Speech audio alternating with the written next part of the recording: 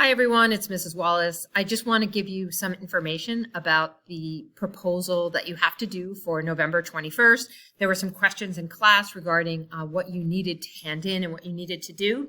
So a few things. Note that this is preliminary. This first part is actually not the start of the historical investigation. What you're doing is some background research and coming up with a question. So the goal of this preliminary proposal is for you to propose your to what extent question so that you can begin then your historical investigation. We're just using some background research as a way for you to find some more information so that your questions are informed a little bit by some of that information, okay? What it is that you need to complete, and this due date now is November 21st. First, you need to find 5 sources about a particular topic that you have an interest in. And the more specific your topic, the better. So if you're interested in, say, the Cold War, you might find something really specific within the Cold War, say, for example, the Cuban Missile Crisis. And once you have your specific topic, you can begin to research some sources about the Cuban Missile Crisis.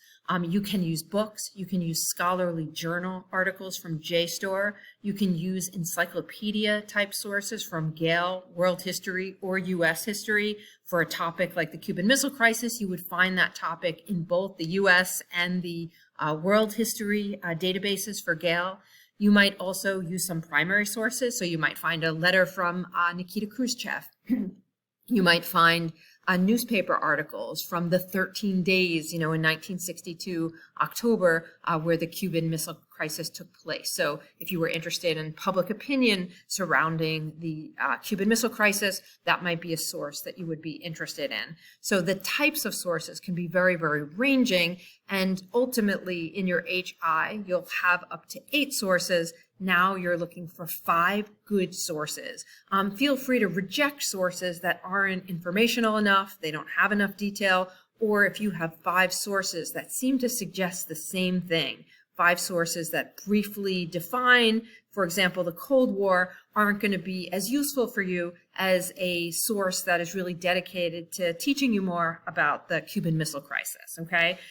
In your bibliography, you're looking to list your 5 sources and hand that in to Schoology. So you have a list of 5 sources in alphabetical order by author last name, and you want to work to put those 5 sources in MLA format. So we'll talk about this in class when we get back from the break.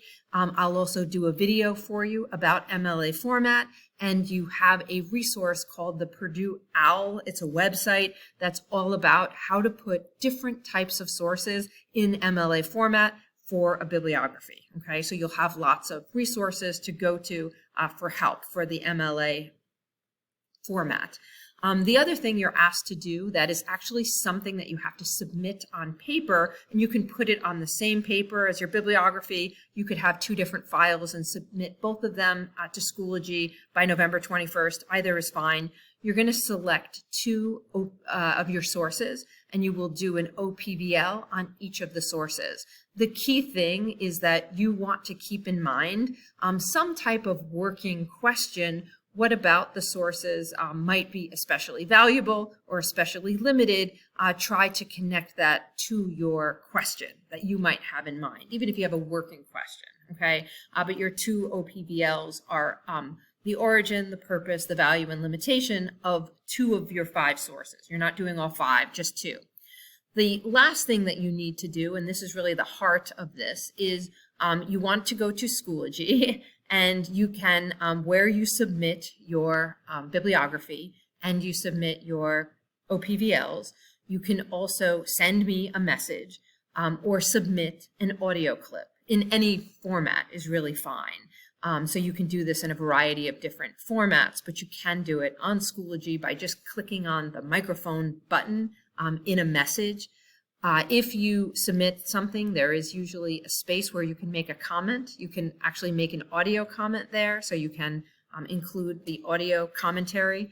What you're looking to do for about 5 or 6 minutes long, you want to summarize the research that you've accomplished up to that point. So you could do this in a few different ways. You could talk about what you've read and maybe have some subtopics. So maybe causes of the Cuban Missile Crisis, what happened during the Cuban Missile Crisis, and then maybe some of the effects of the Cuban Missile Crisis. That might be one way to organize your information.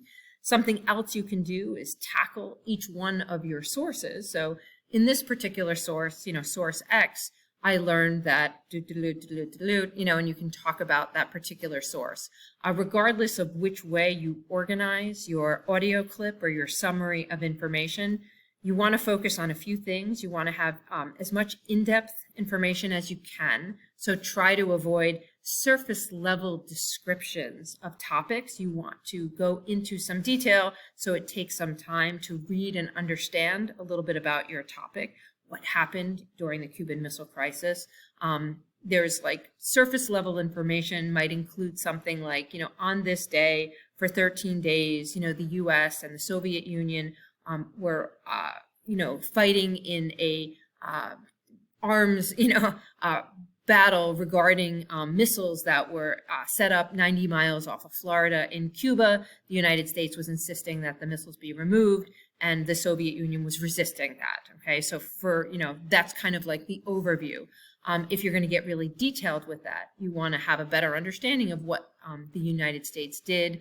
So John F. Kennedy, for example, who was president at the time, creates a group of people known as like an executive kind of committee. So ExComm gets together, and people with a variety of different opinions start to give John F. Kennedy advice about how tough to be on the Soviet Union and what to do about these missiles that are pointed at the US in Florida. The Soviet Union also starts to create communications with the United States leadership. So Khrushchev and Kennedy have a series of conversations in writing. So some of the detail about the topic would include some of that information, okay? Your audio clip, again, should be about 5 or 6 minutes, so it's limited. You're not including everything about the topic. You're just focusing some of the key information and basically demonstrating that you read about the topic, that you have some good information about the topic, and then at the end of the audio clip, you want to propose a to what extent question that will be the focus for your research. And it's that question that you're basically seeking as kind of approval for in your proposal. So, maybe you can suggest why you picked this particular question, what about this question interests you, and you're looking to offer a detailed question and put that in the format of to what extent, so that the question is open-ended and debatable, so you have multiple answers to your question.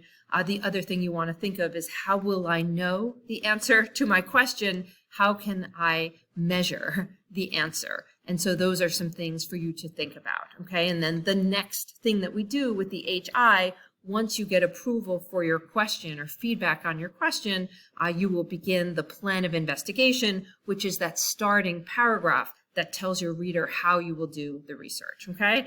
I hope that this helps a little bit. I'll see you in class.